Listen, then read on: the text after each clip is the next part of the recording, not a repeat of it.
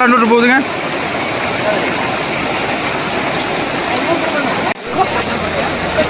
திருப்பி திருப்பி திருப்பி ஊதிங்க. நல்லா இருக்கு.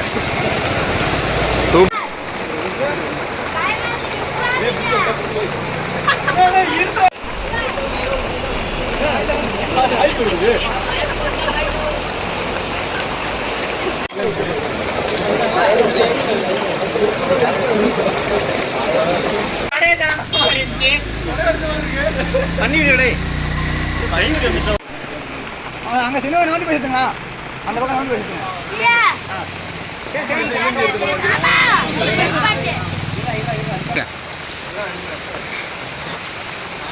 ஒரு வண்டில பிடிக்க வச்சு அட்டை கொடுத்தேன் கிடையாது. சூப்பரா வருது அவரோட. சார் அப்படியே சுத்திராங்க. எல்லாத்தையும் நீங்க சுத்திட்டு அப்புறம் எடுத்து என்ன தர போறீங்க? அதெல்லாம் இருக்கும்.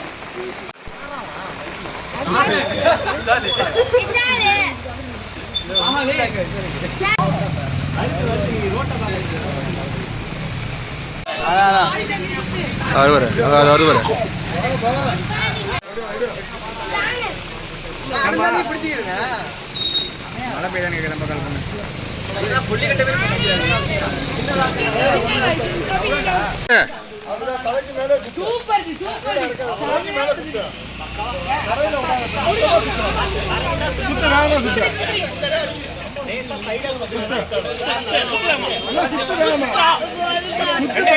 அவ்வளோதான் சுத்த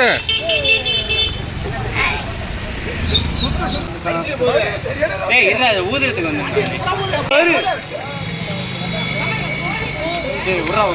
நாளைக்கு ஹைலைட் ஊதி ஒன்னோட எங்க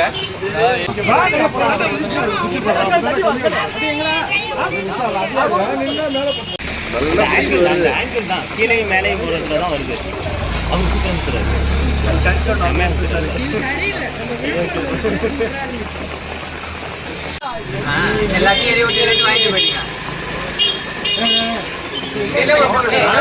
நான் ஒரு இயற்கை விவசாயி. மயிலாடுதுறை மாவட்டம் மாப்படை கிராமத்தை சேர்ந்தனா மயிலாடுதுறை ஒன்றிய பகுதியில் இருக்குது.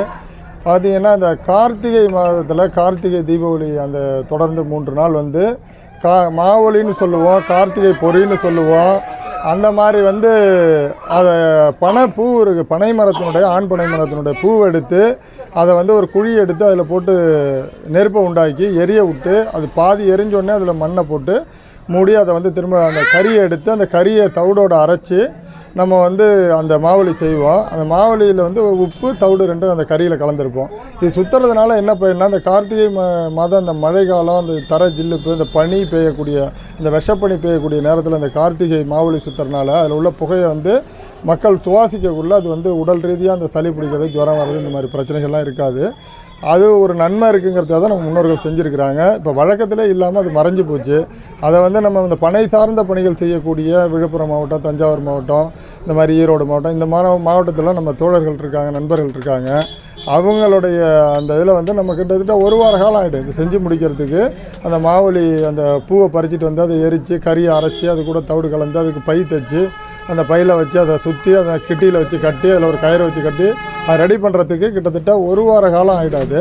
நம்ம ரெடி பண்ணி அந்த வெய்ய அடிக்குள்ளே ரெடி பண்ணி வச்சுட்டோம்னா இப்போ பூ தொடர்ந்து இருக்கக்கூடிய காலம்தான்.